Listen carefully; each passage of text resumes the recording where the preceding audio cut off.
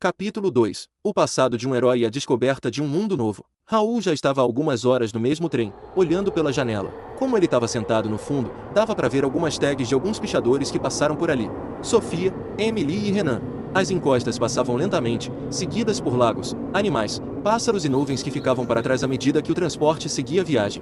Ele se pegava pensando em quem iria conhecer. Vovô, eu fiz exatamente o que você me disse, pensativo e sorridente, olhando pela janela do metrô. Em meio a um monte de pensamentos e reflexões, Raul relembra sua infância, pelo menos uma breve parte dela. No passado, quando Raul ainda não tinha uma idade razoável e nem sequer havia começado sua jornada dos dias atuais, tudo parecia, de certa forma, mais vivo. Pelo menos na perspectiva do Raul criança. As cores eram mais fortes, a comida que sua avó fazia parecia de outro mundo, com aquele gosto nostálgico que só os tempos de infância têm. Ele brincava com os amigos na rua, jogava bola, corria, se escondia. De fato, eram tempos de ouro. Mas, acima de tudo, o que ele mais gostava eram as histórias que seu avô contava. Histórias sobre grandes homens e mulheres, pessoas que mudaram o mundo com feitos incríveis, heróis. Era como se fosse ontem, uma memória de quase 10 anos atrás, seu avô apoiando o livro com as duas mãos, sentado em uma poltrona na sala de estar. Aquela mesma sala de estar em que Raul estava deitado horas atrás, antes de partir. Parecia que não tinha mudado muita coisa do passado pro presente,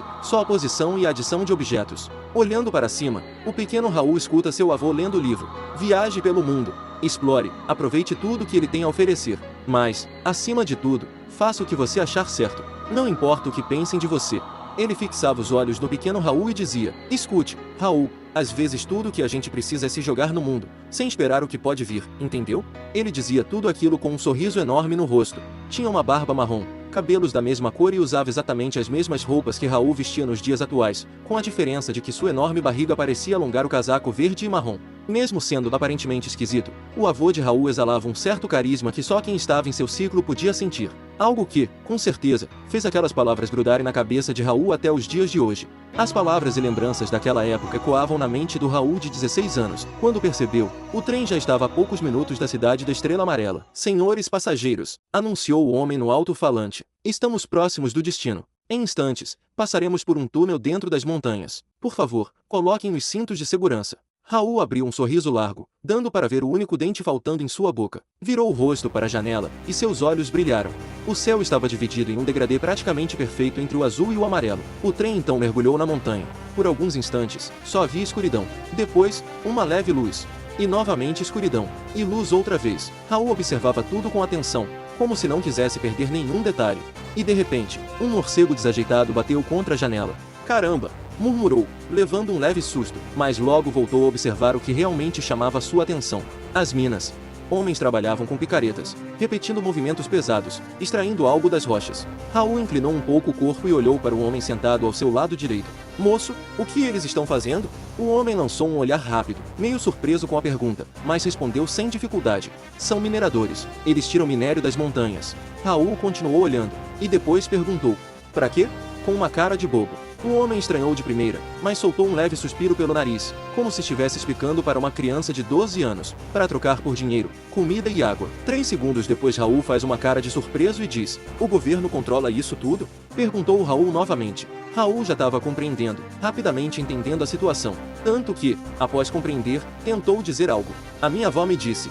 Antes que pudesse falar, o ambiente escuro das minas mudou para uma luz similar à luz do sol. O homem deu uma olhada na janela. Raul levantou o olhar imediatamente.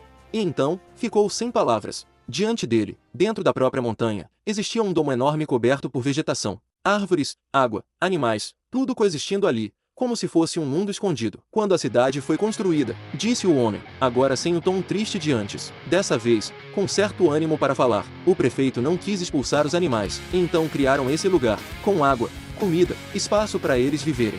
Os habitantes da cidade da Estrela Amarela e o resto do país chamam isso de Santuário de Erindor.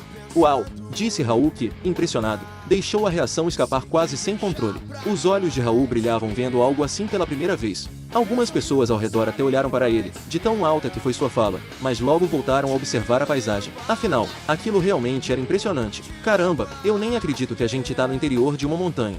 Disse Raul com a cara grudada na janela, ainda admirando a bela visão do domo. Esse prefeito aí deve ser incrível. Raul voltou a olhar para o homem e perguntou: qual é o nome dele? O homem respondeu: Não sei. O homem ficou com uma cara pensativa. Já faz tanto tempo que o povo do país não ouve falar dele, nem quem mora na cidade da Estrela Amarela sabe o que aconteceu com ele. Ele desviou o olhar de Raul por um breve momento, dando uma leve olhada para a direita. Só se sabe que ele tá vivo. Afinal, a cidade ainda tá nos direitos dele, e ela ainda funciona normalmente. Depois de um tempo, tentando fazer uma nítida força para lembrar de algo, ele finalmente respondeu. Lembrei. Lior Vance. É assim que chamam ele. Raul, na hora, reconheceu aquele nome. Provavelmente por ter ouvido de seu avô quando era criança. Caraca, dizem que esse sujeito aí foi visto pela última vez há 12 anos atrás. Disse Raul, com um leve sorriso. Depois das minas, depois do santuário, a cidade finalmente começou a surgir diante deles. Suas estruturas se estendiam em 5 direções diferentes, praticamente como pontas bem definidas. Quase como uma estrela. Aos poucos, o azul do céu se tornava um tom de amarelo único, fazendo jus ao nome. Cidade da Estrela Amarela.